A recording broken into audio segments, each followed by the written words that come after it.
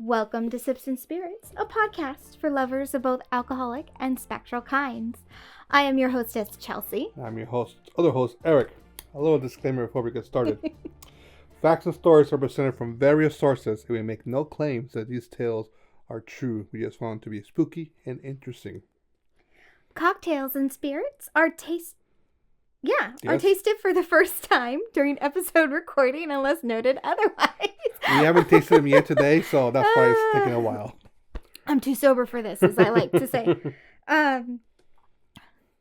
Obviously, because this is one of our cryptid episodes, as you can guess from the title, I make a cocktail themed off of our cryptid for this episode. So I do taste test these cocktails ahead of time. So we have tried this cocktail. Mm-hmm.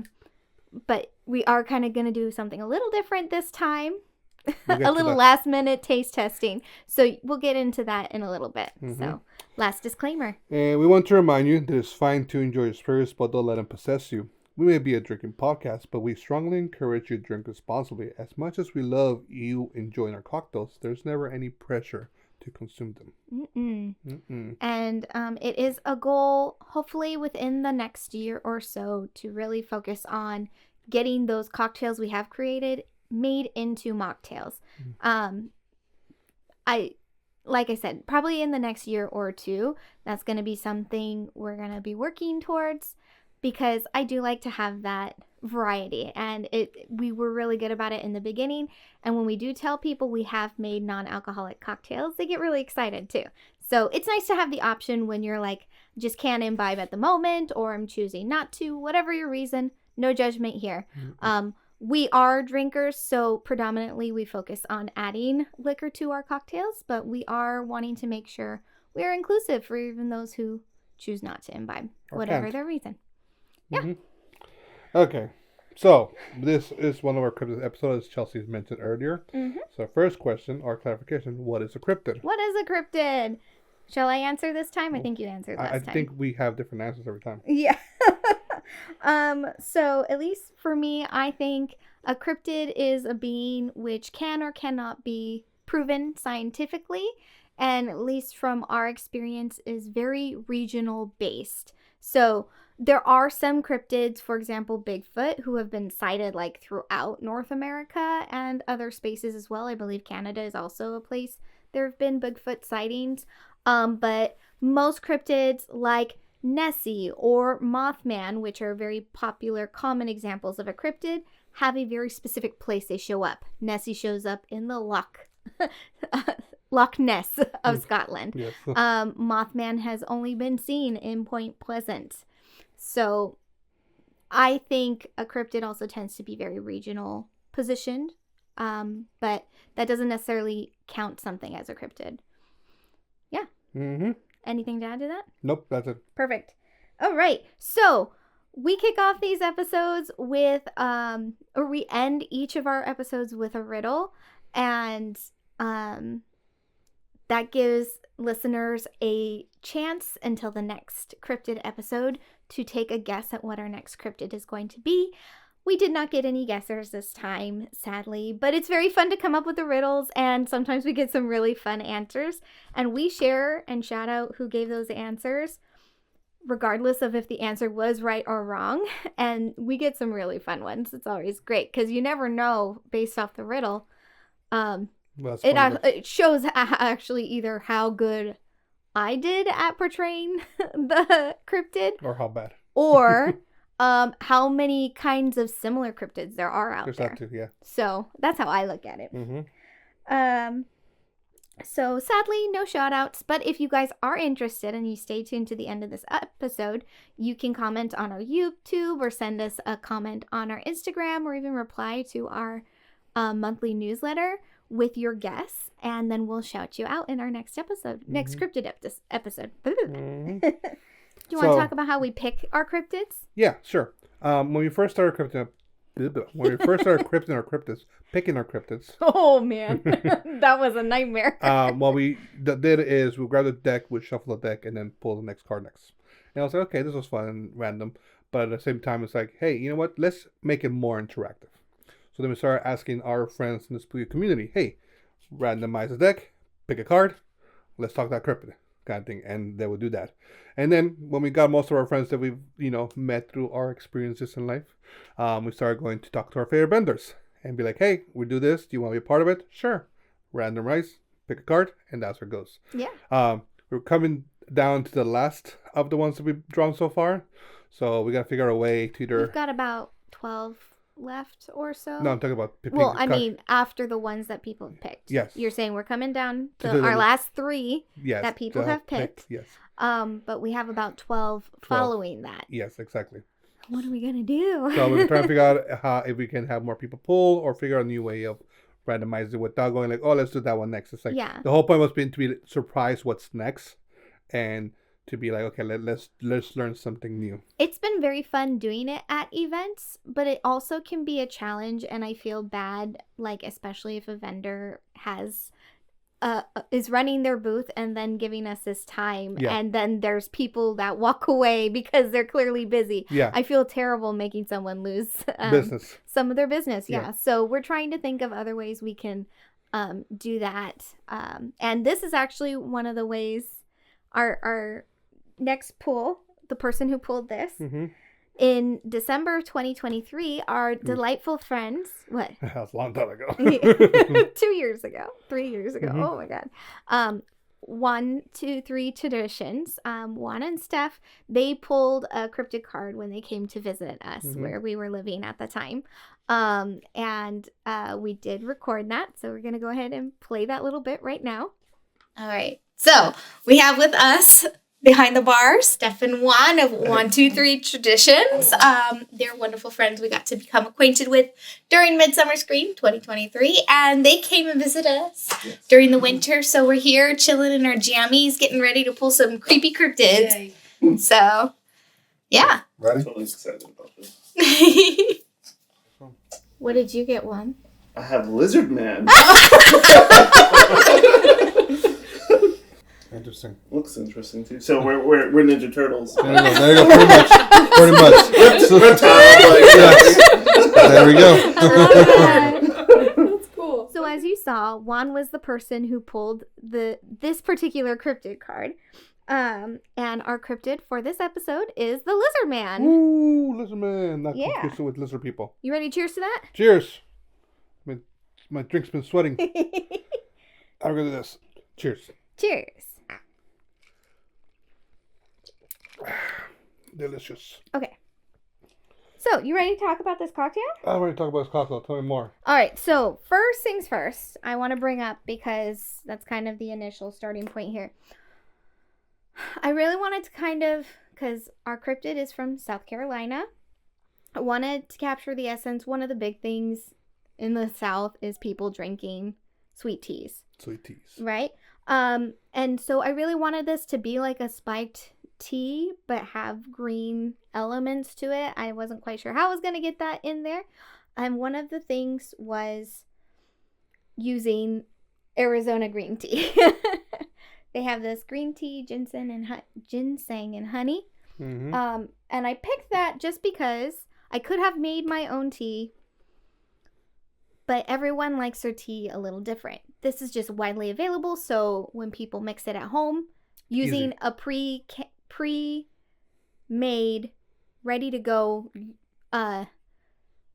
nationally available tea would be easier for people to make it instead of trying to learn how to make tea. That way we all get the same test. Exactly. You get the same flavor. Now, for this, I debated, do I want more tea or less tea? So I'm doing last minute edits here, live on the episode. Now, the one with 4 ounces of tea is a good, good base cocktail. If you're really leaning more towards having it tea heavy, add the extra 2 ounces of tea. That's what I did with this one. So, and in that regard, it would depend on your preference. Do you want it to be a cocktail or you want it to be a spiked tea? So, here we are. And I think either one works really well. These are delicious. And the only difference is just adding an extra 2 ounces of tea. Exactly. Right. So whatever your personal preference is. You can put it back. Okay. I thought you were reaching. No, I was trying to help you grab it. I can reach it, actually. So, obviously, we have that Arizona green tea in there. Bourbon is a choice liquor of South Carolina, so it's one of the most popular liquors that people choose to drink there. Mm-hmm. So I knew I wanted it to be a tea and bourbon drink. And then to bring in those green elements, I was really thinking hard because we've done cucumber, we've done honeydew for cocktails to make green cocktails. And it's a little challenging actually to come up with green cocktails. Yeah. So I thought the green tea was a good kind of base. And then I added some mint to bring in more herbal, but not herby, but earthy herb. Mm-hmm. Because this cryptid is known to hang out in the swamplands Mm-hmm. and marshes. So I wanted that wet, dewy kind of earth flavor, and I feel like mint does the job on that. Everything okay? Yeah. Okay. No, you keep going. Yeah. I'm just looking something up. On top of that, I also tried something new where I've made lots of different kinds of simple syrups through Sips and Spirits. But I've never done a different, a honey infused simple syrup. I've done lots of honey simple syrups, but where I took honey and another ingredient, so this was the first time doing that, and I did a mint honey simple syrup. So I took some of the mint leaves, boiled them with the honey and the water to make a mint honey simple syrup, just to really bring out more of that minty flavor. And I think it does a good job of making this a very earthy, sweet tea cocktail. Yep. And yeah, and it makes this a very unique kind of light golden green woodsy cocktail. I love how the color turned out. Yep. So Lovely. Very lovely. yeah, anything to add to that about So the I'm gonna add to your whole tasting notes? tea thing. Yeah. Like you said, if you don't like green tea or Arizona green tea for that matter, what's wrong with you?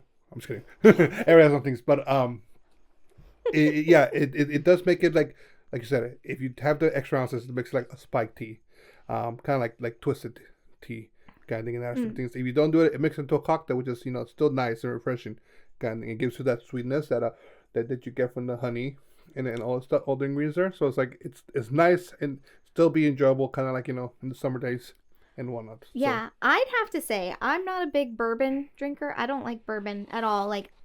I can immediately tell when bourbon's in a drink, and I'm not a fan of bourbon personally.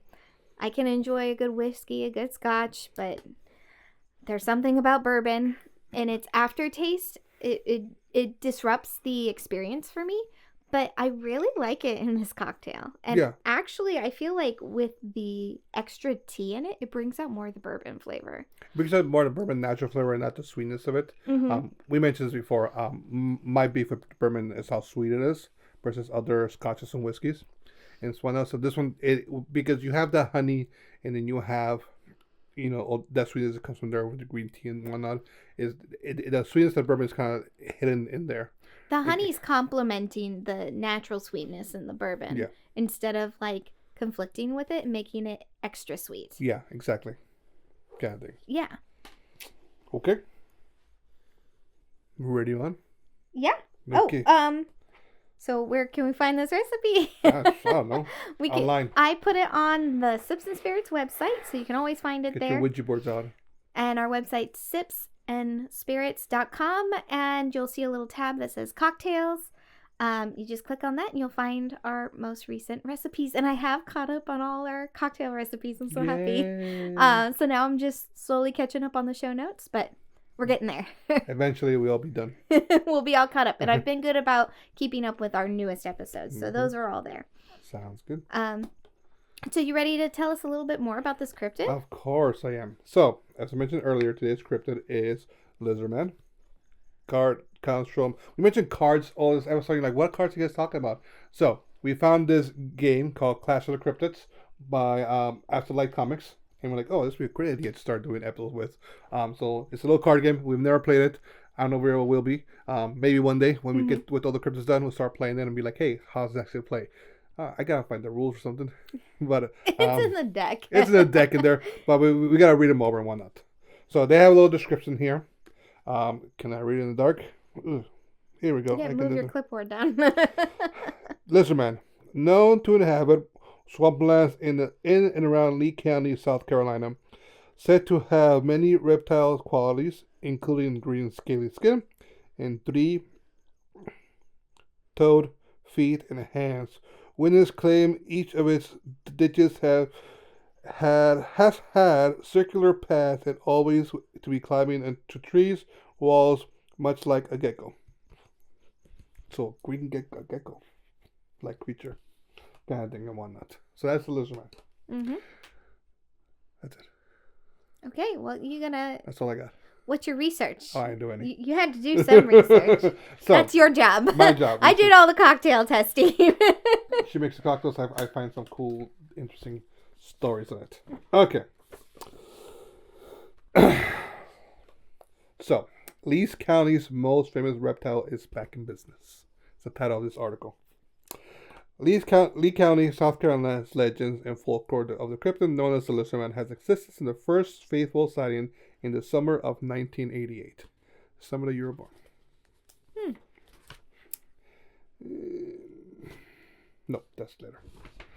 The Lizard Man is Lee County's very own homegrown monster, a 7-foot tall, red-eyed, scaly-skinned reptile that emerged from Scape Ore Swamp one dark and humid night, July 1988, to scare the living daylights out of a young Lee County kid. Chris Davis, a Bishopville teen on his way home after his shift ended at McDonald's, blew a tire out in his car in the Browntown area of the county, very close to the edge of Scape Ore Swamp. The young man got out of his car and was working to change the flat when suddenly he heard a sound, almost like someone or something running on the asphalt, and it was coming closer and closer through the dark night towards him. When the shadowy shape slowly started to take form, Davis couldn't believe what he was seeing.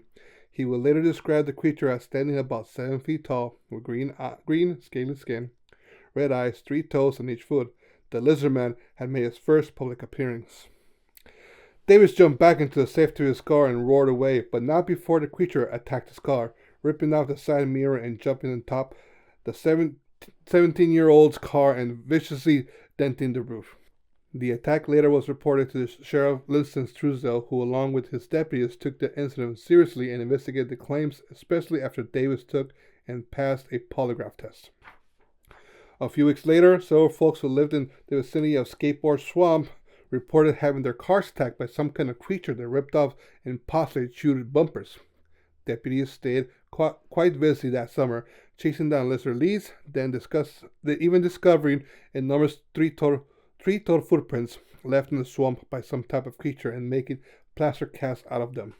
At that time, it seemed the whole world went crazy for the Lizard Man, with media descending on Bishopville from literally all over the globe. Sheriff Truesdale said the Lizard Man became a national celebrity and to put Lee County on the map. We had newspapers, television stations from all over the globe coming here to Browntown and Scape Ore Swamp. The radio station in Columbia offered a $1 million reward for the capture of the Lizard Man, but it was never claimed. The sheriff office stayed busy trying to answer hundreds of calls about the creature from as far away as Japan and New Zealand. It's been a long time since 1988 to now, but thanks to the renewed interest in the Lizard Man around 2018 and the work of some diligent citizens, the Lee County's legend has been given a rebirth of sort. In 2019, the Friends of the Lizard Man Committee was formed, just as they were getting on their feet. However, COVID hit and all the plans to revive the legend have been put on hold. But this little group was nothing if not tenacious. When it was considered safe to resume meetings, they came together and decided on a motto for the organization: preserving the legend. The vision was to integrate the legend with the local community initially, says George Roberts, who chairs the committee. However, the outreach soon grew to a large audience of followers. After all, who doesn't love a legend involving a monster? In 2022, the Friends of Lizard Man hosted their first stomp, so named in the recognition of Lizard Man's making imprints on swamp mud during his 1988 sightings. Cute. The stomp that first year was the outdoor duplication of the Lee County's Art Council population's Taste of Lee, with various organizations cooking and selling lizard-themed swamp bog, along with activities such as children's games, live music and dancing, a car show, and sales of t-shirts and other Lizard Man related merchandise. In 2023, the stomp drew even more folks to downtown Bishopville to celebrate the Lizard Man. We added a parade, which was really enjoyed by everyone, Robert said. We expanded the event to include food trucks and live bands, more arts and crafts vendors, and more entertainment for the kids. Smith's Concrete cast a 3-foot-tall statue of Lizard Man, which sold like hotcakes and can now be seen in strategic locations around town. A big shout out goes to Robbie Howell, artist and administration of the Lizard Man's Lounge on Facebook, for his efforts from 1988 until now in preserving the legend. Oh. Roberts adds, "It takes everyone working together to keep a legend alive. That's our goal. Lee County's own legend of Lizard Man, and we intend to keep it." So, this article, is published in Lee County's city website. That's awesome. So, and we've talked about this before, where a town takes in their legend and makes it part of personality. We love that kind of thing. This is like the story says. We've been talking about different places to go for family trip this summer. I think we need to go to Bishopsville. And go check out this. When is it Stomp or Stump? The Stomp. Stomp. Like, when's the Stomp Festival? Because I think summer? We should go. Yeah, we check it out. That'd be that fun. sounds so fun. You get yourself some Lizard Man gear. But no, it's the kids would love it. It's really cool how, like, we talked about Mothman has it. We talked about Indra Cold had the whole national aspect. What's the little dude in the East Coast? Pukwudgie. The Pukwudgie. I mean, there's even, like, you talked about the Chupacabra. For you growing up, you have actual memories of it being a real fear. Sitting in the couch and watching, like, news of saying, like, hey, here's a video of the Chupacabra kind of thing. And we're like, oh my God, that seems real. And then we had our little incident with the cows, the goats disappeared. That was fun. But yeah, no, I love when it's not just like the crazy guy in the bar talks about it, but it's like a whole town makes it part of their like thing. Point Pleasant does that too with Mothman, right? Yeah, kind of thing. No, and I don't know. As a person who loves these kinds of things, I greatly enjoy when towns embraces. Like, I know I'm going to use a very popular place that's known for its kind of supernatural is Salem, Massachusetts. And you have, like, the residents are, like, kind of split 50-50. Some love the tourism aspect, that people are coming because of the witch trials and the potential that there was lots of witchcraft and stuff going on. And then other people who, like, hate it and, like, we really want this buried in the dirt, maybe have your memorials, but why do we have to turn this into a big festivity and touristy trap, essentially? And then those are like, this is wrong Salem. But I think that's cool because then you have like Savannah, Georgia, on the flip side of things, they're like, yeah, let's make this. We're the most haunted place in America. Let's make this. Let's make the whole spooky thing, making it into a business, and they have. Kind of thing. People go all over places from all over to go to Savannah, Georgia to experience things. Yeah. But I love that there was like this whole article on their like city website, like, hey. We had a legend here. Come on, guys. Let's make this happen. I know. That's so cool. And I love there's like this resurgence. Like after 30 years is like, what is the Lizard Man? Pennywise? Right. Is it? Because, yeah, fun fact, it was written in 1988 as well. And I have this thing. You said 2018. He came back. That's 30 years later. Came back where there were sightings again. There was some sort of revival. I'm looking at it because I got the Wikipedia article and see if there's anything like there needs to be put in there, but I think it's pretty much all good there. Well, and that's kind of cool that they have like foot plasters, or they got some foot plasters of the. Because at first I was like, oh, it's this teenager who in the middle of the night is like. Got this damage to his car. Was it actually an encounter, or did he make it up because he got into an accident and didn't want to fess up to his parents, that he ruined his car? But it was kind of cool that it's not often you get the authorities actually believing you in these kinds of encounters. They're always kind of dubious. Yeah. And until... But they were like, hey, let's get this solved. Let's figure this out. Let's look at this. I mean, when you have, I don't know how big Lee County's, Bishopville is kind of thing. But if it's like a small town and everybody knows each other, it's like why would this kid make it about the story kind of thing? And then you have other people saying the same story. It's like, ooh, what's going on? Thing and whatnot. The Wikipedia article talked about some researcher, some scientists was like, oh, they're skeptical about the whole aspect of things, and the church being like, oh, it's just a crazy cult frenzy. Churches, 1980s. Well, that's the end of the your satanic panic, right? Because it started in the 70s. I want to say it started to kind of peter out in the 80s because you had I don't know the names of these like cults, but the drink the juice people. I think that was like in the early 80s. I thought it was like a religious cult, though. Not like a religious cult in like Catholic base, not Catholic, like Christian base. No, it was just crazy cultists convincing a bunch of people to drink the juice. To drink the juice. Drink our juice. Become our cult. Join our cult. Our cult of the cryptid. There we go. So yeah, that was fun. Yeah, that was fun. Anything you want to add to that, or? That's all I got for now. Where's my notes? I see your drawings here. Oh, there on the back. There we go. Okay. Cool. Where do we go next? All right. So, are we ready for our cryptid Guess Who? Yeah. For next time. Okay. So, Miranda, if you have a guess on who the riddle is, or how the answer for the riddle is, you can shout us out on Instagram, newsletter, send us an email. Comment on our YouTube or Instagram. We post the riddles there as well. And then you can shout out in this next episode. Yeah. Or next in our next cryptid episode. Yeah. Okay. His grotesque features of a snout and worm tail mark his father's crimes like misplaced blackmail. Bound to underground chambers to emerge at night, his hunger for flesh carries this odd curse in spite. There we go. Like, I know the answer, but I don't know who this person... Like, I've never heard, like, the legend of it. So... Well, you better start researching, because neither have I. So, yeah. As Eric said, you guys want to guess what the answer is? If you're like, oh, I know what that is, you can leave a comment on our YouTube. You can leave it on our Instagram. We'll have the riddle. You'll actually be able to read it and see it, so you can leave a comment there.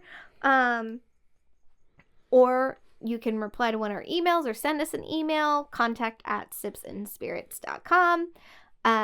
We love getting the answers, right or wrong, and then you get a little shout out in the next cryptid episode. So, always fun. I love coming up with these riddles. So, we ready to move on to our last call? Yep. Let's wrap this bad boy up. Okay. So, Hauntings Behind the Bar, babe.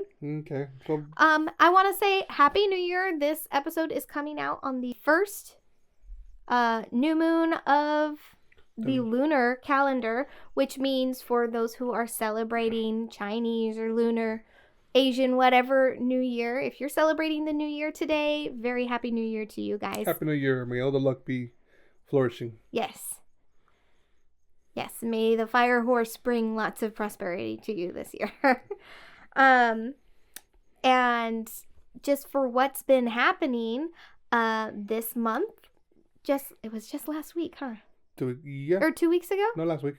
Was it last week? Now it'll be like 2 weeks ago. So the week of the Super Bowl. There we go. I was invited to the Winchester Mystery House as media to go and cover. They had a medium do a prediction on who was going to win the Super Bowl, and she was correct in her guess. And it was a really amazing, unique experience. The medium, Patty Negri, she considers herself a good witch, a medium, and psychic. And after she did the prediction, she did a seance down in the twin dining rooms, which was very fun. It was a very intimate event. There were probably about no more than 30 people there. And before we went upstairs to get her prediction, we got treated to a little pre-show of Spencer Gray's magician show, which was really, really fun. I'm always a sucker. I love those kinds of shows. They're very entertaining for me. So it was a very, very fun, unique experience. And there's still two more weekends left at Winchester Mystery House to do their flashlight tours. So if you guys get a chance, check that out. That has been probably one of my favorite open to the public tours to do. It's a self-guided tour. You are touring the house in the dark. They give you a flashlight. But it's neat because it's self-guided and self-paced. So you can take as much time as you want in each room, and they are usually encouraging you to bring along your ghost hunting equipment too. Yeah. See what you find. We had so much fun. We spent like almost 2 hours in the house when we did it back in May. So I strongly encourage it. And there's 2 more full weekends left. Well, there's going to be this coming weekend, the 22nd or 21st. And then they'll have their last set of tours on the 28th to do those flashlight tours. So if you get a chance to listen before that, go check it out. Yeah, definitely. Fun times. So there was that. There was that. Last week, so at Midsummer Scream, Blumhouse had a booth, and they announced a game they're going to release. Crystal Theater of Idols. And it looked really cool, creepy, first-person shooter kind of game. Interesting concept to it. Like, I was like, oh, this would be interesting to how to play. It finally came out February 10th, and as soon as it came out, I got it, kind of thing. And we started playing it. We got maybe like 30 minutes into it, and so far it's been a very interesting. Yeah, and the only reason we haven't continued more is just we had to get the kids to bed. Yes. It was a school night when we started playing it. Yeah, I think I want that. And we played a little bit on a different night, and then we did, okay, gotta get back to bed and whatnot. So we want to play a little bit, but so far, artistically wise, the environment's beautiful. Great job, Blumhouse, kind of thing. The gameplay itself is very interesting, very different from any other first-person shooter I played. I played Resident Evil, Silent Hill, Fear, BioShock kind of thing. You know, I've had my hand at different. So this is. He's got the gameplay experience kind of thing, and so like the mechanics of this game are different, and I'm liking them so far. I'm checking out how I'm curious how it progresses throughout the game and different things and whatnot. Story wise, it's very interesting. Not a lot has been like shared out. A lot of religious aspects to it, kind of thing, and so we'll see how that happens. It does have a spooky so far, kind of like, you know. If you're there was a moment. Mannequins. If you're not a thing for mannequins, this is gonna really unsettle you. It'll be hard for you, but outside of that, it's been great and whatnot. So, but oh my gosh, there was a moment. So he turns in the hallway and he sees something, but he was like kind of in a motion of turning around. He tries to turn back and it's not there anymore. And we were like, wait, there was something there. And it turns out the mannequin had just literally like walked behind you with how the movement had gone. And we're like, then we turn around and there it is. And we all like jumped. That's a fun little moment. That was fun. So it's definitely, it's got a lot of potential. Yeah. I think we're still really early on in the game. Exactly, yeah. And it was just kind of getting a grasp on the mechanics, I think, is slowing us down a little. So. Yeah. You know, it's just a new game, new environment. Just like I'm wanting to enjoy everything Blumhouse put into this. I don't think you've ever played it. I don't know if this is like a first for a game for Blumhouse or if there are other Blumhouse games out there. I know I can say pretty confidently we've never played a Blumhouse game. No, we have not. So this is my first time playing a Blumhouse game. Like I said, we're not sure if there's more in that. We'll look at that to find out. Mm-hmm. But it's been great, kind of thing. Good job, Blumhouse, if you ever listen to this. Yeah. Kind of thing. We're gonna shout you out eventually again. We're enjoying it. So once he gets more ahead of it. Okay, well, ahead of it, you know, we'll update you to see how the experience has been. Yeah. And whatnot, yeah. We'll keep you updated in the next episode how it's going. Yeah. And then just to kind of wrap things up, we got to give some merch shout out because not for us, but we're both wearing cryptid themed shirts. I love it. On purpose because it's a cryptid episode. So Eric has the Cryptids of California shirt, which I found this design, I think back in Midsummer Scream, and then the people who made it, Black Mass, mast, M-A-S-T, like on a ship, not black mass, like go to church. They also happen to be vending at Creep It Real. So I was like, if they had it at their booth, I wanted to bring it to Eric's attention because he's always complaining he doesn't have a cryptid shirt. And he saw it and he fell in love with it. I was thinking math, like, physics math. Oh, I'm thinking like go to church. By the way, yes. Yeah. No, she's mentioned to me before, like, oh, I saw this really cool cryptid shirt. And like, I have a problem. I want to get the prints, and they brought it back in stock. I was just looking today. So. I have a problem buying shirts because I want to buy shirts that are unique, that like that I don't see often. I remember when we took our son to Disneyland one year, I was like, oh, I want to get like a Marvel shirt because I was like, oh, I don't have Marvel gear to wear, and the theme for him was going to be Spider-Man. And I was like, okay, let's look around. And I was like, and I went to Target to look for shirts, and I was like, okay, that's cool. I've never seen this before. And then, go and behold, I go to Disneyland and I see the same shirt like 10 times. And I feel the same when I go to Mr. Scream. I see some shirts, and like, I've seen that shirt like at least every aisle I've gone to. Mm-hmm. People wearing the same shirt. And nothing against those artists, People like your shirts. I am glad that's the case. Kind of thing. But I want to wear something that is different because, and that's why the brand I wear, kind of fit, kind of fat, at least in the communities that we hang out with, doesn't show up often. Oh yeah. Kind of thing. I sat at work one day. Somebody dropped off something, and they were they were wearing it. So like, hey, I have those shirts too, kind of thing, and whatnot. And that's why when that one year we saw Gigi Knights there, I was like, oh, I love your art, I love your shirts. Let me get some. Yeah. Kind of thing and whatnot. No, and I mean, I just love that they're California specific cryptids because we do have a love for our state, especially in these times. I love wearing this in public and people just like looking at me like, and I was like, I know you're checking my shirt. You even got a nod today at the and they go like, oh, what's going on? It's like, oh wait, that's here. Like, hey, oh, I've been there. Like, oh, there's something there. Yeah. Kind of think it's fantastic. I love it. It's very fun. Mm-hmm. Because who would have thought there's like 12? God, like 15 cryptids here. Mm-hmm. I'm not going to count them right now, but I knew there were quite a few. Yeah. But every state has like one known cryptid. But, yeah. And then for my shirt, I don't know if you guys can even see all of it, but it's the Museum of the Macabre.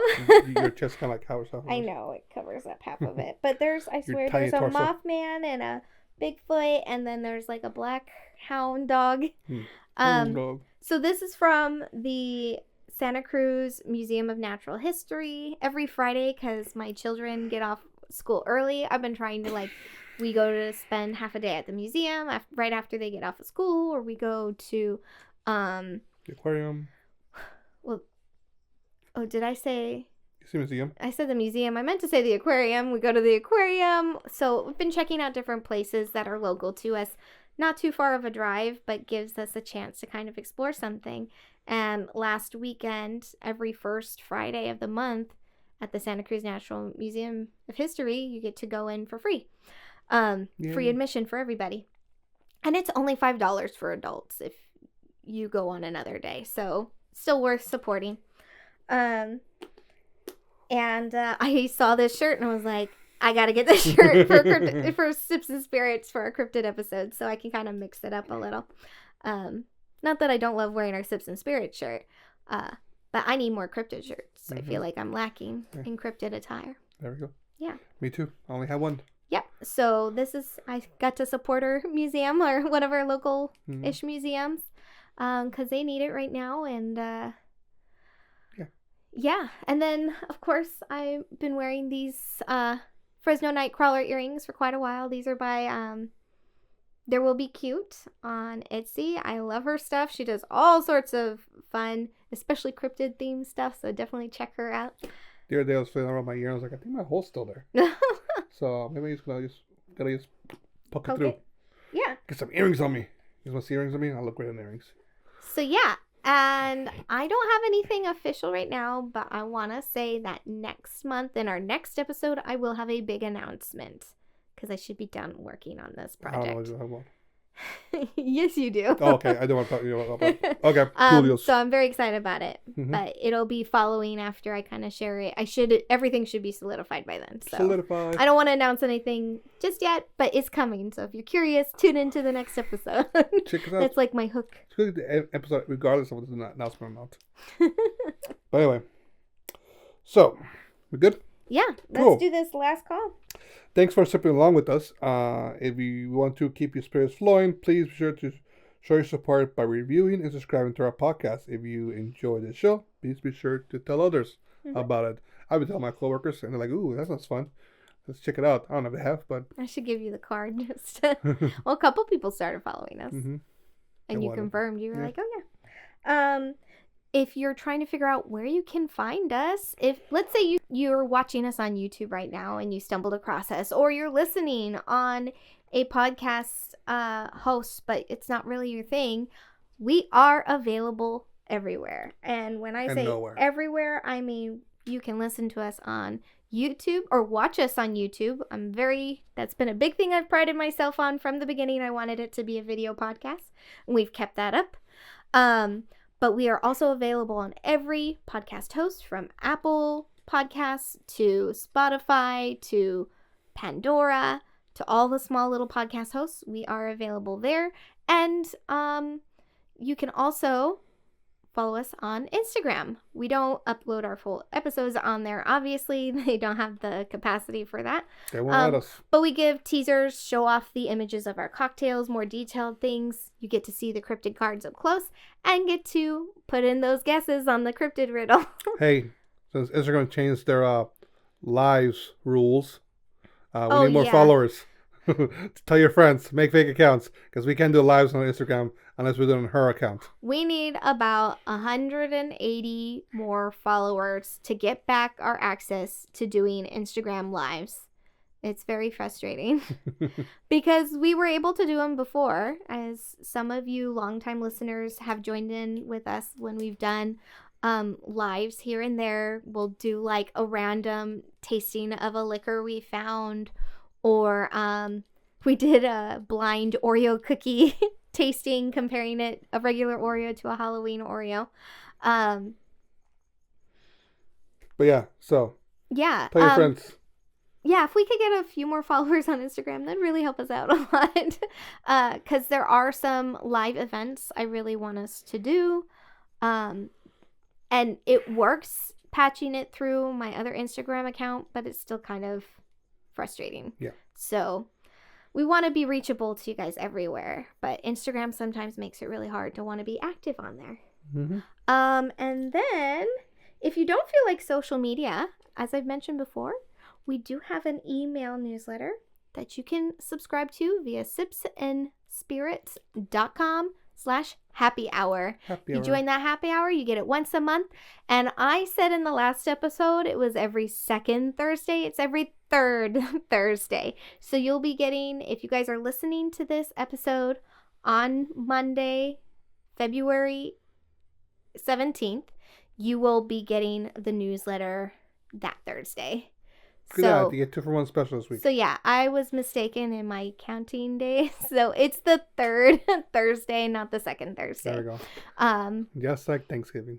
Yeah, Thanksgiving's the 4th. Just kidding, the 4th.